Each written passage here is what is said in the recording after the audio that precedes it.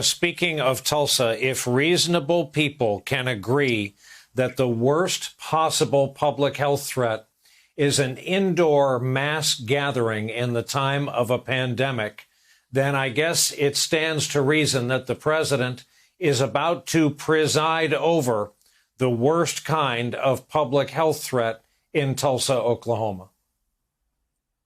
You nailed it, Brian. It makes you think that he's giving tacit approval for a super spreader event and that he wants to prove public health experts wrong. And he's taking a risk. He's playing Russian roulette here. And it's really irresponsible. What's happening here?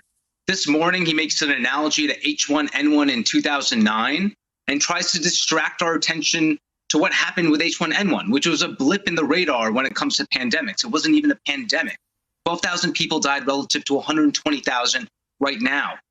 Orders of magnitude different. But he's distracting from other issues that really matter, like masking. Now we have data we didn't even have 2 weeks ago, Brian, when you and I had this conversation, that if we followed the tales of Hong Kong or South Korea, where 90% of the public wears masks, COVID would be gone.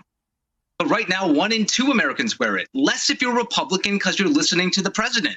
And you're about to go to Tulsa. Who knows if people are going to wear masks? Because Kayleigh McEnany said they're optional.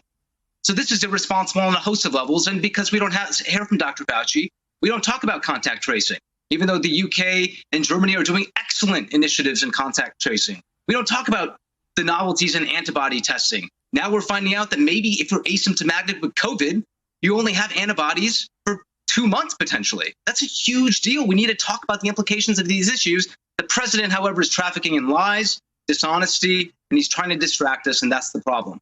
It strikes me that New York has gone from highest to lowest in terms of caseload, in terms of being the epicenter for this illness in the space of 129 days. They are midway through their cycles of reopening, expecting another 300,000 New Yorkers in Midtown Manhattan by this time Monday.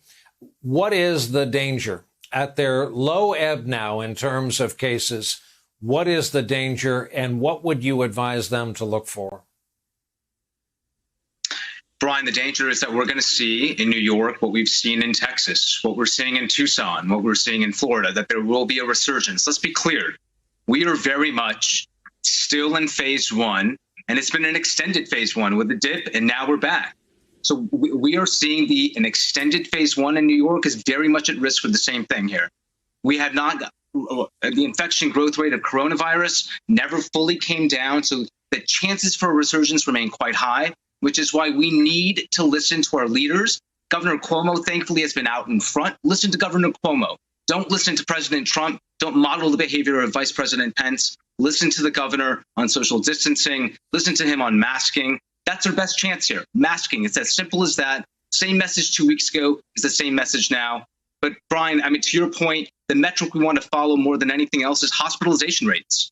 Hospitalization rates are going up in 10 states. That's what we want to keep an eye out in New York City. Our beds filling up because we're seeing that they're filling up in concerning rates in Florida and Tucson. That's what we want to keep our eye out on because that needs to be the trigger to shut it all down if that ends up, again, being a pressure point.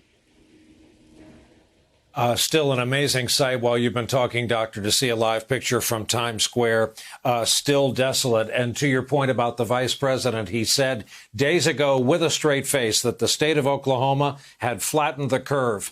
That is wrong. That is false. Whatever's happening in Oklahoma, it statistically is the opposite of flattening the curve. They're in the middle of such a dramatic upward spike. Hey there, I'm Chris Hayes from MSNBC. Thanks for watching MSNBC on YouTube. If you want to keep up to date with the videos we're putting out, you can click subscribe just below me or click over on this list to see lots of other great videos.